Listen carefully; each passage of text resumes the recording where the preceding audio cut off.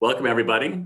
This is Bob Balfance, and we're here for the January Pathways to Adult Success Learning Community Solution Forum. Happy New Year, everybody. I hope everybody continues to be well in what continues to be a challenging time. Today, we're going to be a little different from some of our prior topics, given that today is the day before inauguration of a new administration. And also a new Congress, actually the first time since 2008, in which there'll be sort of unified control of the White House and the Senate on the Democratic side. We thought it'd be an opportune time to sort of have a policy discussion and think about what are some of the policies we might want to advocate for as a learning community to help enable all our kids to have pathways to adult success. And also to hear from some of our learning community members that are actively engaged in policy work to get their take on where things stand, what priorities are of the administration and Congress, and what we hope happens and what's likely to happen. So we're going to be hearing from Phillip Lovell today, who is the Vice President of Policy Development and Government Relations for the Alliance for Excellent Education. There's few people better steeped in federal education policy than Phillip, so we're really lucky and delighted to have him today. And after we have a discussion, and after I do some introduction, then we're going to really work together. We're going to try to do little things differently and use a shared Google Doc and asking you to share your policy ideas and what you think would be helpful to move pathways to adult success for all our kids forward. So be thinking about those ideas as you hear our dialogue. All right. As always, we have a big and diverse group on, and so we're going to use the chat function really as our main way to communicate. So please, as we go along and you hear things, please answer questions, share resources, and we will be looking into the chat as we go throughout our discussion with Phillip and together to sort of be our main way of communicating. As always, we'll send this out afterwards, the recording and all the assorted resources that are mentioned during the discussion today. All right, next slide. So in thinking about this, right, creating policy supports for the past framework, we have a lot of areas to work with, right? We have what policies help us make sure we keep all our kids on track to sort of college and career readiness. How do we make sure that we have sort of universal navigation and guidance supports for all our kids, right? Not just for some, or not that we're getting incrementally better, but ultimately we know all our kids need a range of experiences, exposures, applications in both college and career, and then access to some, good advice to really figure out what is their best pathway, and then support and how to get there to make all those pieces along the way happen. What policies support cross-sector collaborations? One of the main things this group is continuing to identify is that, K-12, higher ed, nonprofits, and the workplace have got to work in great synchronicity to really create pathways to opportunity for our kids. And by tradition and practice, they're all designed to be soloists. And so what policies help sort of move us from soloists to chamber players? And then finally, data, right? How do we get the data we need? How do we get access to it? How do we analyze it? How do we share it in ways to protect privacy, but also let us know how our kids are doing and let our institutions, those different institutions, talk to each other and share each other how to best create those pathways. All right, next slide. We last met just about a month ago, and it's been a busy month in the policy world. So I just want to highlight two things that have happened between then and now to sort of set up our discussion with Phillip. So the first is, and I'm sure you're well aware of this, who could have avoided it in the holidays. You knew that there was a big to and fro about both passing a COVID relief bill and the final budget for the federal government for this year we're already in. Schools can never operate how the federal government does, right? You get to get your budget passed halfway through the year, but that's the way we do it at the federal level. That happened. Interestingly enough, and relevant for our Pathways to Adult Success learning community, is that they used that so much was happening at once to actually add in some critical and actually higher ed education policies, not just budget things. So in that, there was actually, it was put into the budget, a move to reduce the FAFSA form, simplify it from 108 to 36 questions. That's going to be a big and positive development. The capital improvement loans to many historically Black colleges and universities were forgiven, which will help them be in much stronger shape. And Pell Grants were restored to incarcerated students. So all we would say key developments actually that help advance pathways to adult success sort of happened at the 11th hour of 2020. The other thing that happened just last week, if we go to the next slide, is that President Biden foreshadowed, laid out is hopefully the emergency legislative package that we're going to talk to Phillip about and get his insights on, that they're aiming to do sooner, right, rather than later. A lot of this was about vaccines and economic relief, but in there were 2 pages on education and some interesting things that were sort of proposed that would have significant impacts on our learning communities as if they occur. So I just want to highlight them really quickly. Next slide. A large number, $130 billion proposed to help schools reopen safely. Just to put this in context, Title I, which is this program many of our schools draw upon, is about a $15 billion program. So this is sort of an order of magnitude larger than Title I funding in a year. So it is a large amount of money. Many argue it's not enough, but it is a large amount. Again, a lot of it is aimed at things for health and safety. But there are elements in there that are also programmatic, things like summer school, community schools, additional counselors, and in bold, this idea that the money's not only to reopen schools, but to meet students' academic, mental health, and social emotional needs. So that's not putting a firm figure on what the percentages are, but it is highlighting that some of this money is intended to actually support educational program in addition to sort of health and safety supports. Next slide. Within this, they're also floating this idea of an educational equity challenge grant, which would sort of let states and localities and tribal governments sort of propose their own solutions, right? As opposed to having to pick from a menu of federal solutions or just get money to do one thing. So that's an interesting one to keep our eye on. Next slide. There's also money in this for higher ed, again, to help with some of the reopening costs, but also, again, some direct potential student support. And one more, I believe. And the last one is sort of the governor's fund, which will be interesting too, which would be money for governors to figure out how to use to sort of support their hardest hit areas, whether it be K-12, higher ed, or early childhood. So as we can see, potentially there's quite a bit in this emergency relief legislation that would have direct impacts on our way we can support our students in our communities.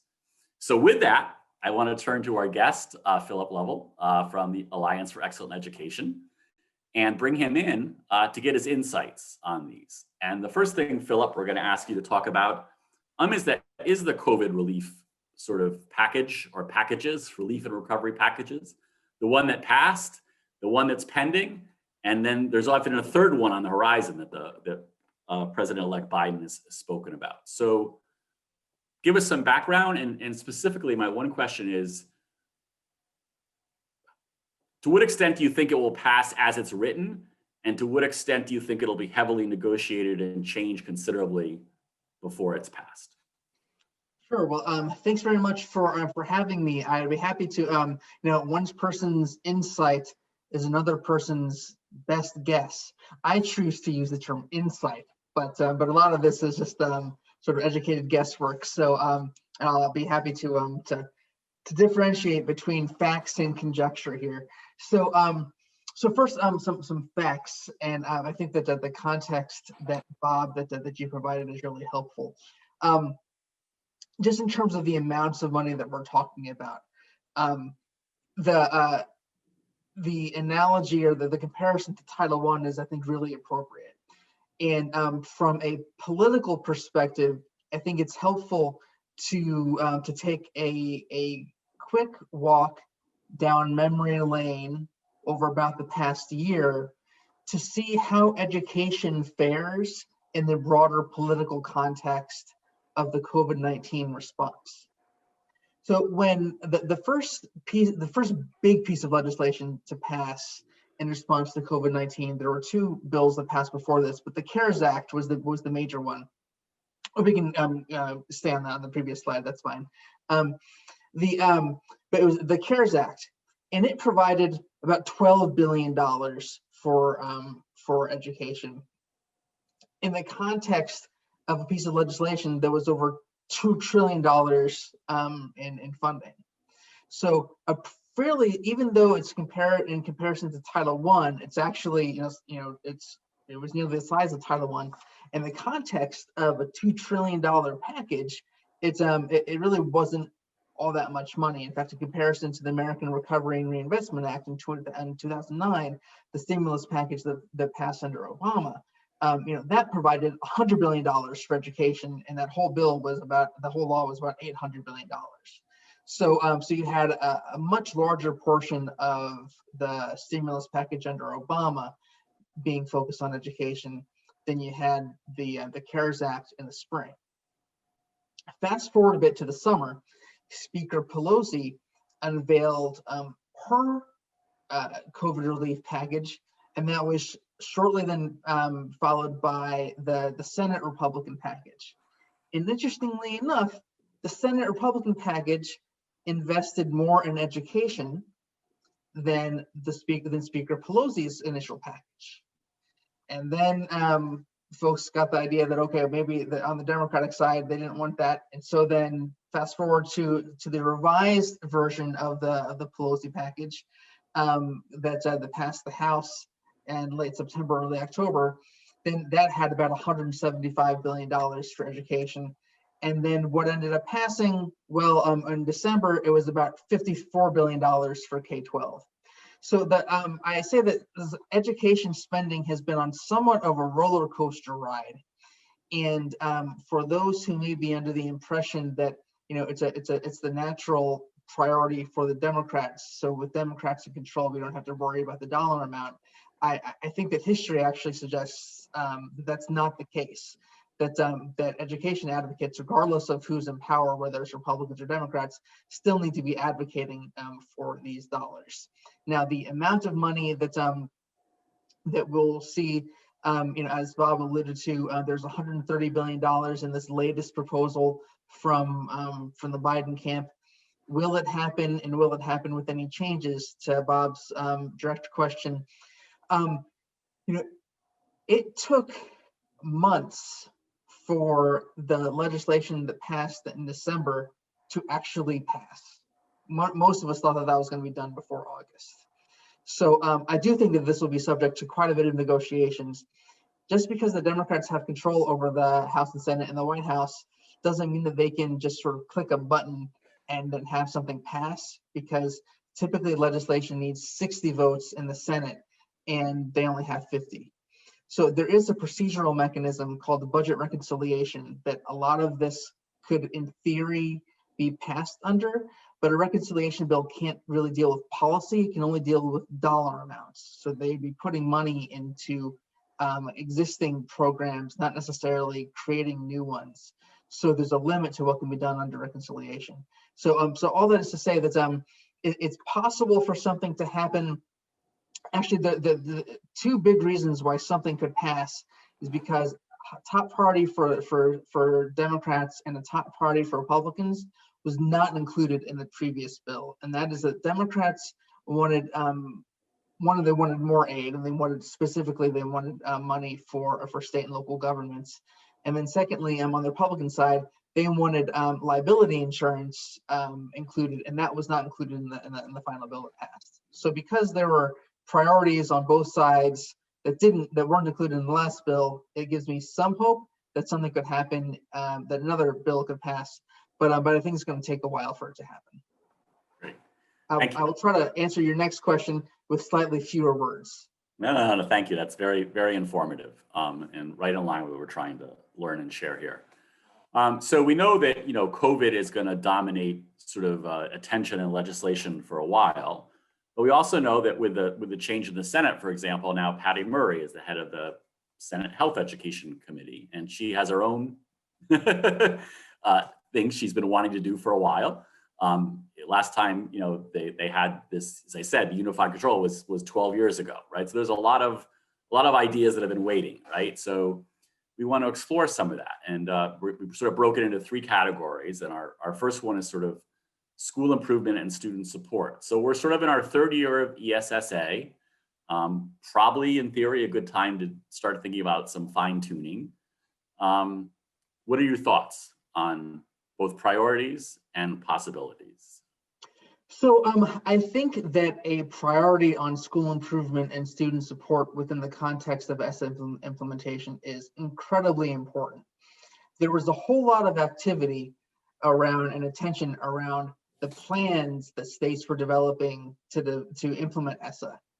And after those were improved, or were approved, not improved, but after they were approved, ESSA, sort of the activity around ESSA implementation on Capitol Hill sort of went silent.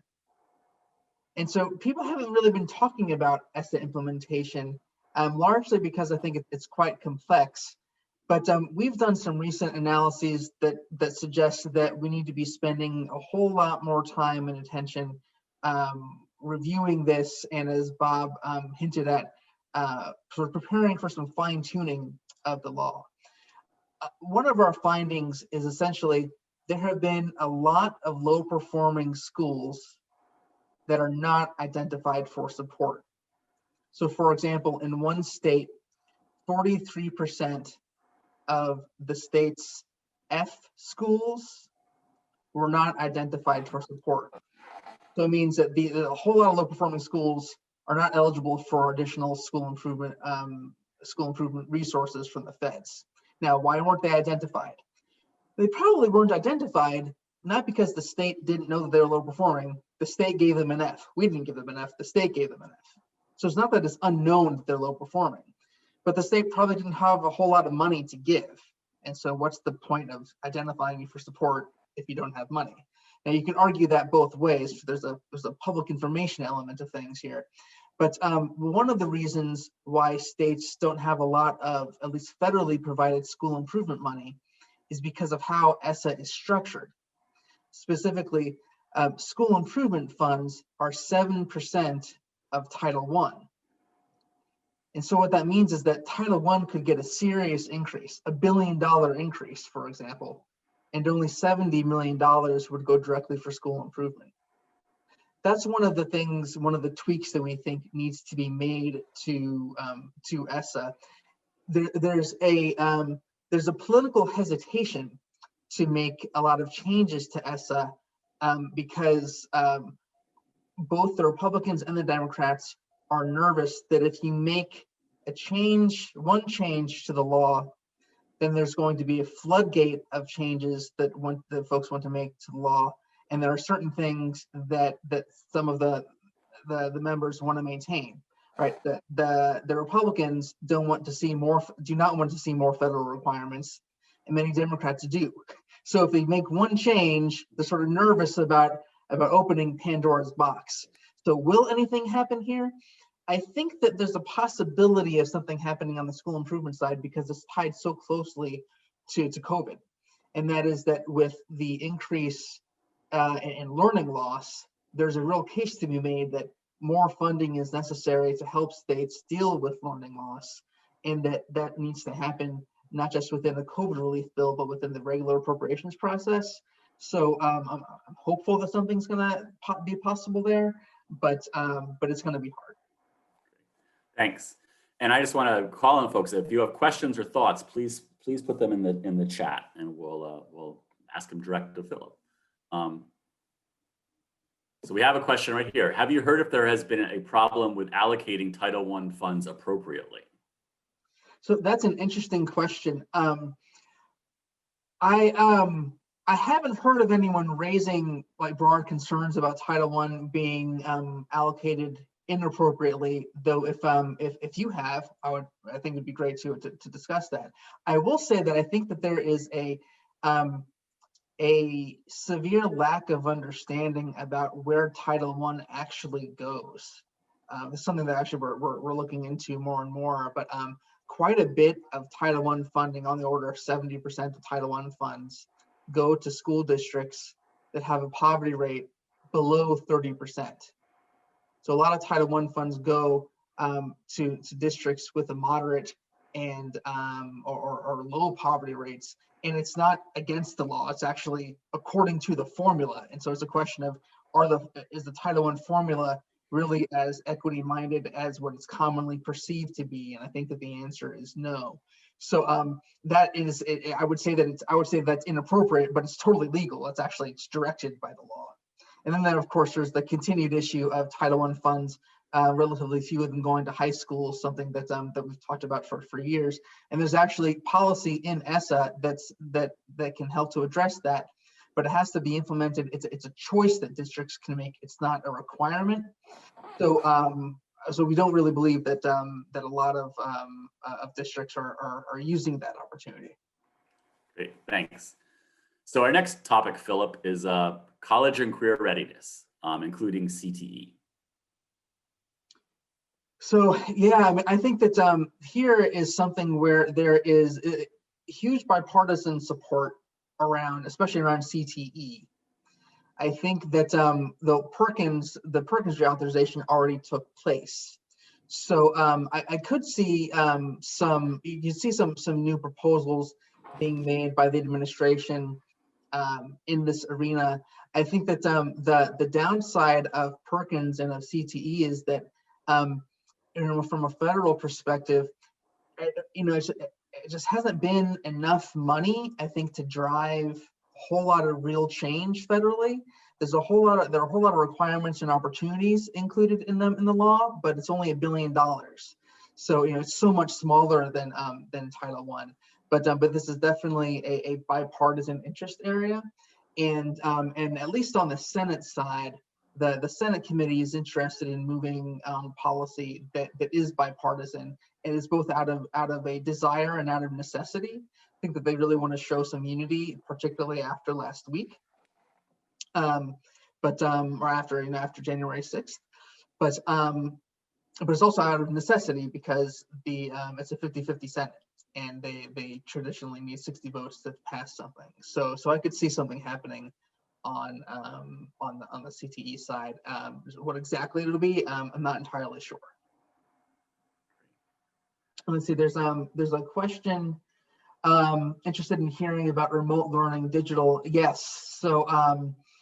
So remote access is a really big deal right now, particularly with hybrid and virtual learning. And as much of it is a big deal, it was a really big disappointment in the legislation that the COVID relief legislation that passed in December. Folks might remember that really what jump-started another round of negotiations on the COVID relief bill was a bipartisan group in the Senate who said, okay, we really need to get something done here. And in their $900 billion framework, they carved out $3 billion for the E-rate program. And that program currently provides funding to connect schools and libraries to high-speed broadband. And the proposal is to allow those funds to support home internet access and devices. Over the summer, the Alliance for Excellent Education and a number of civil rights groups issued an analysis which found that about 1 out of 3 Black, Latino, and Native families didn't have high-speed home internet, and a number of these families didn't have access to devices, on cell phones for education. The reality is that at the end of the day, a number of broadband provisions were included in the law that passed, but not anything specific to the homework gap to education. And so now all eyes are on the FCC, which can take some action to provide funding to address the homework gap, and potentially another COVID bill. But interestingly, the plan that Bob described at the beginning of this call that came out from the Biden administration didn't say anything about broadband. So It's an allowable use of funds under the education money, but there's not a dedicated funding stream for broadband. All right, so we got some action here, Philip. What other college and career initiatives are there aside from CTE? We seem to focus so much on CTE, which I agree with, but it can't be the sole initiative for post-secondary success. So totally agree. The Biden campaign actually had proposed in their education platform.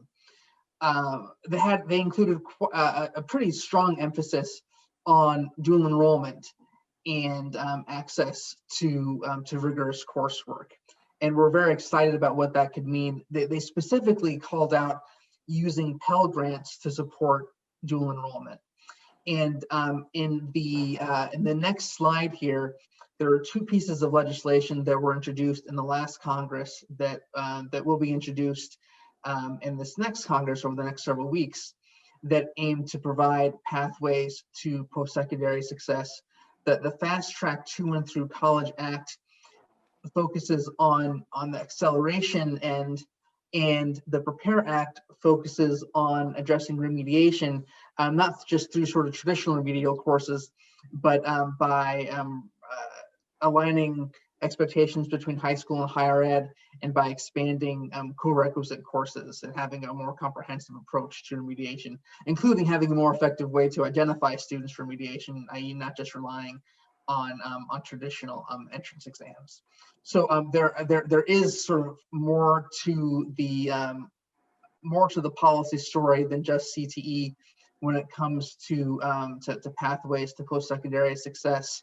At the same time, I think that this conversation is, everything is getting drowned out by COVID. We've been trying to get folks to pay more attention to the connection between high school and higher ed because of COVID, seeing the data showing that post-secondary enrollment is down.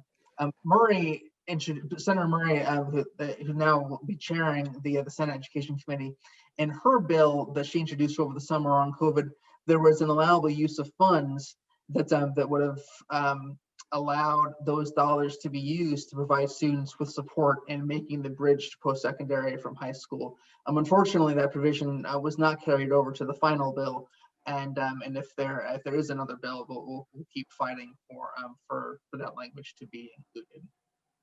So we got a question on charter school access to Perkins funds, and then also if Biden is going to use Pell dollars for dual enrollment, is that any risk of using up their eligibility for Pell dollars before they get to college?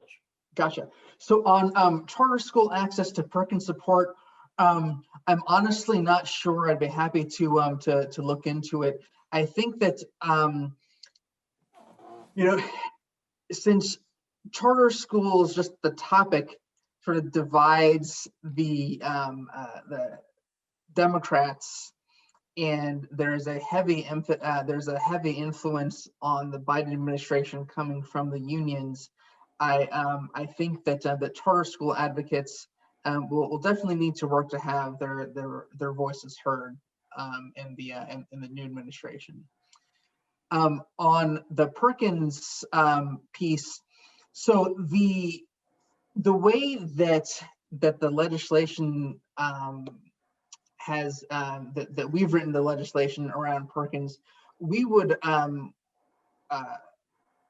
remove from the Pell clock the use of Pell dollars that are used for dual enrollment. So to answer that question, no. So we would not have the Pell dollars that are used for dual enrollment count against the lifetime eligibility for Pell.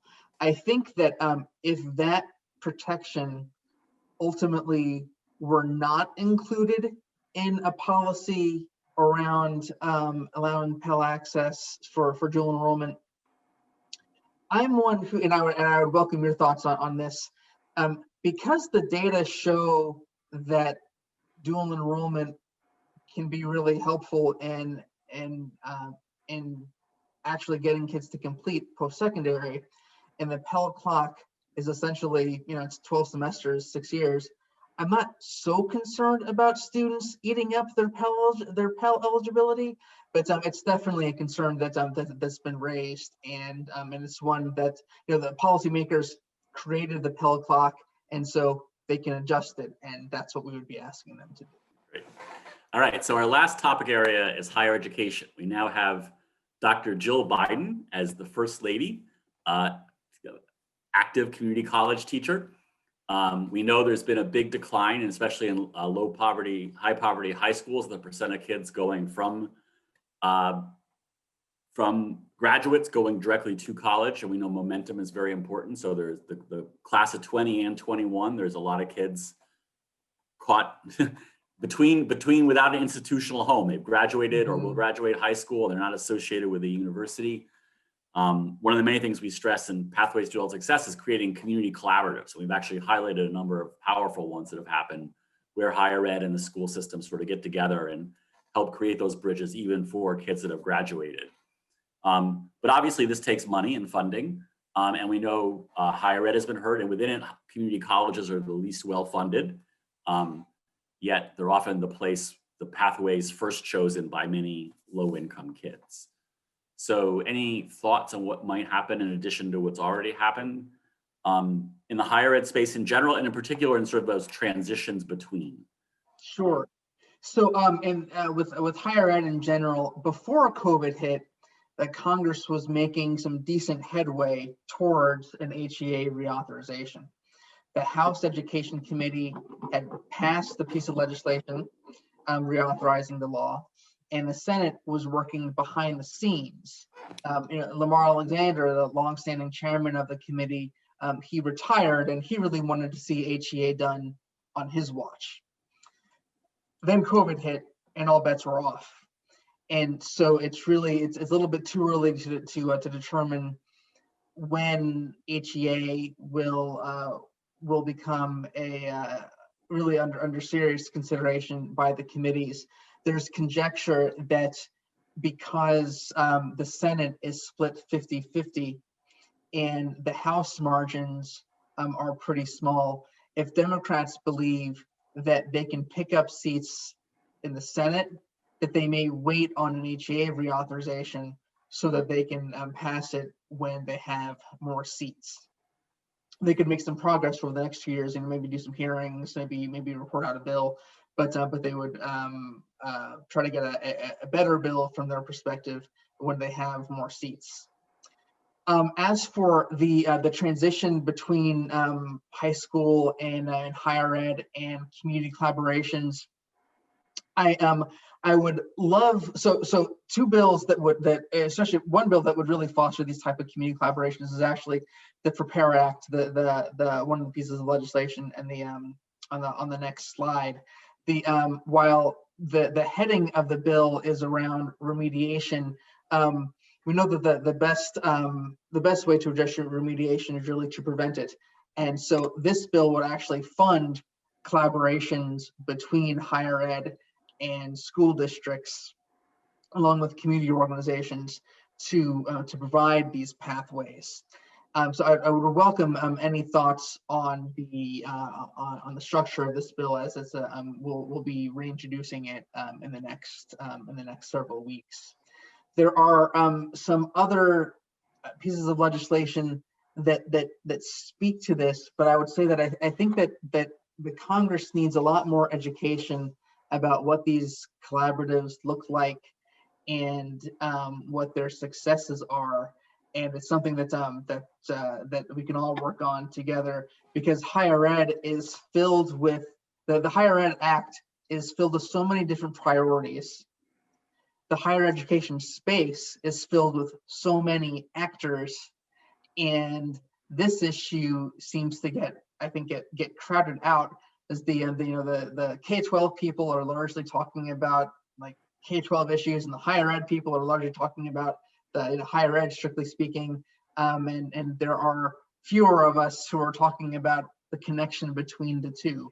So I would say that this is an opportunity for improvement within the law, but here are a couple pieces of legislation that try to connect some of the dots between high school, higher ed, and community organizations. Right. And I think, Philip, that's a perfect segue to our next activity. I'm going to hold my final question for you to the end, and we're going to now move on to our sort of our joint activity, which Philip foreshadowed, which is we're going to try to use a shared Google Doc and have people on the call share their insights on what policies would help advance increased opportunities for adult success in your community or the students you serve. And as you heard, Philip and others in our learning community who do policy work are actively seeking ideas, right? This actually is the time for ideas to get out there because we have a new administration, we have a new Congress. There's going to be some attention in the short term on COVID, but over time that will hopefully pass, and there's going to be folks eager to try to get something done while they have a chance. I remember well back in 2008 there was all this optimism for all the great things that were going to happen, and then it turns out, right, that the same committee that does education in the Senate does healthcare, and Obamacare consumed the first 2 years of that committee's time, and also led to the House being lost, which actually prevented a lot of those education ideas from ever percolating. But may well be different this time, but this is an active time of idea generation when your ideas could be heard and could make a difference. So what we're asking you to do is, if you get everyone go to the Google Doc, we put it in the chat, the link to it. Just put down your name or don't put down your name. And most importantly, give us your policy idea. We'll give ourselves maybe 10 minutes to do that. We'll monitor it, and then we'll come back and talk about it and have a concluding question for Philip. All right, let's share ideas. And while everyone is doing that, I'll just add that there are a couple different vehicles for these policies to move. So, there's both the COVID relief package, then there's the authorizing language, which would be like an HEA reauthorization, and there's the regular budget process. So there are a couple different bites at the apple that we might have, and like we were proposing to the Biden folks that within their budget proposal that they include money that would integrate CTE, rigorous academics, and dual enrollment to provide pathways to post-secondary. There's also some interest among state lawmakers in addressing these and providing greater pathways. So there could be the chance, even if we can't get Congress to move, that we could get some states to move in this direction. All right, we have some good activity. We invite everybody to play and participate. Again, just think, what would help you in your community? What policy would make things better or would support the work you're doing? What would make a difference? Share.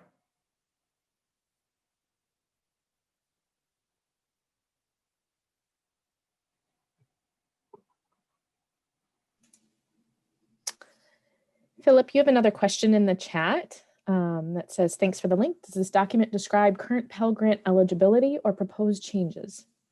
Though the summary of the Fast Track to College Act, that piece of legislation would propose to allow certain students to use Pell for a fast track pathway, which is essentially earning the equivalent of their freshman year of college before they graduate from high school.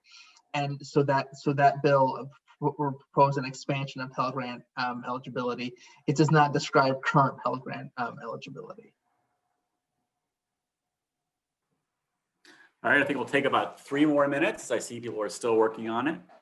Again, this is your chance. Share your ideas. What policies would help your community or your program or the kids you serve to succeed better, to have better pathways to adult success, to expand good work, to make a difference in your community. All right, I'm gonna let people please keep adding your ideas as we have a little discussion about them now. Got in a very short period of time there, we got a lot of richness. So Philip, what do you see? What are some things that stand out, both that are interesting and that have possibilities? So, I think there are a lot of these ideas, I think, speak to the comprehensive needs of students. So, mental health services, school social workers, school counselors. There was a mention of guidance for community schools, and I think that that this administration hears that need. For example, one of the additions to the allowable uses of funds that was specifically included in the Biden COVID plan was community schools. So I think that that concept and the recognition that that we need more school social workers, school nurses. School nurses were specifically called out in the Biden plan as well. I think that recognition is there. Hopefully, along with that recognition, will be the funding.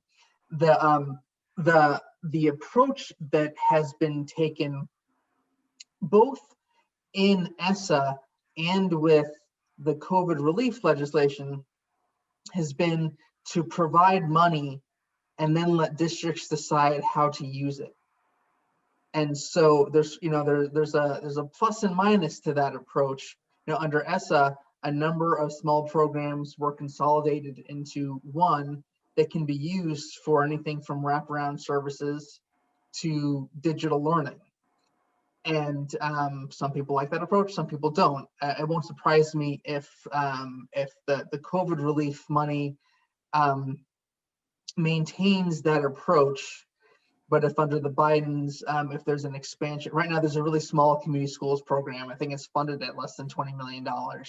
And it wouldn't surprise me if that gets at least somewhat expanded.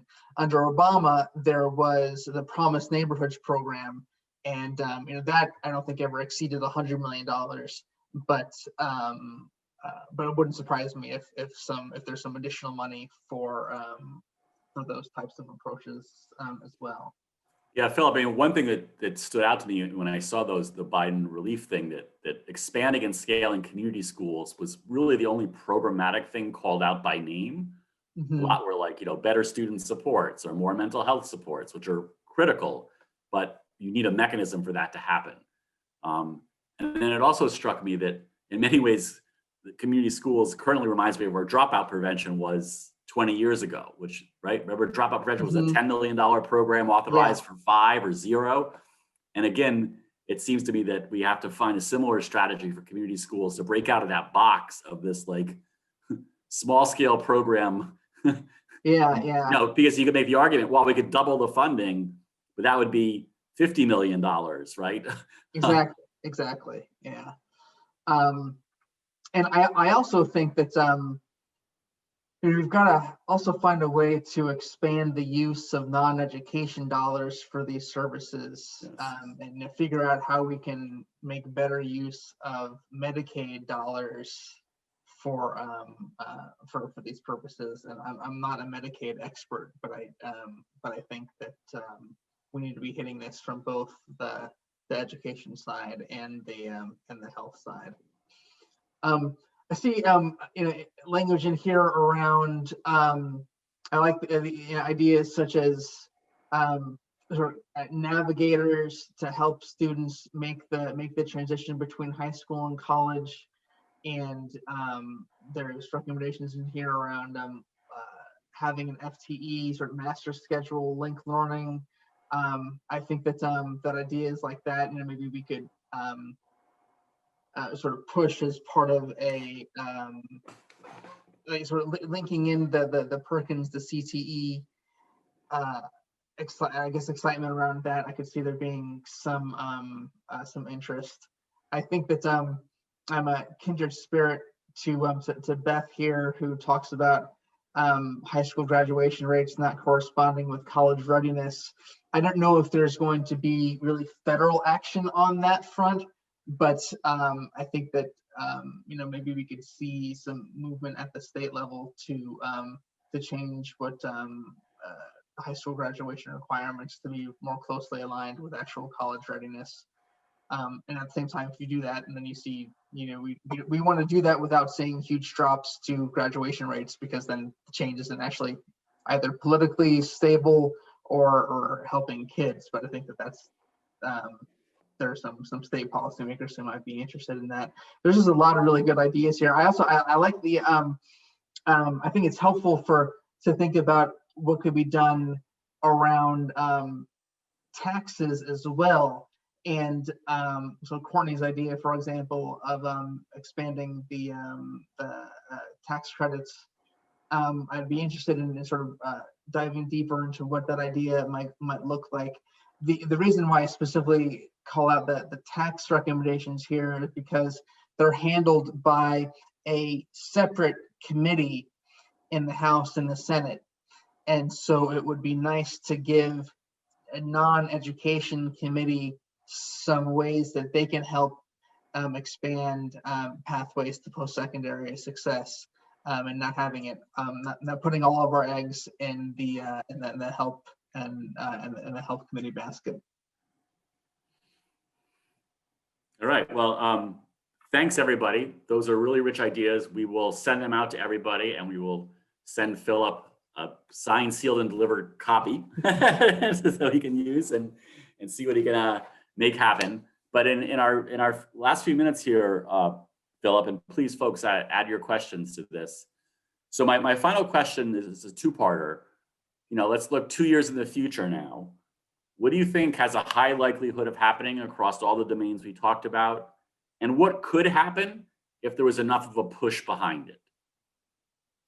So I think that if there's enough of a push behind it, we could get some sort of policy that really focuses on this transition between high school and college for a few reasons.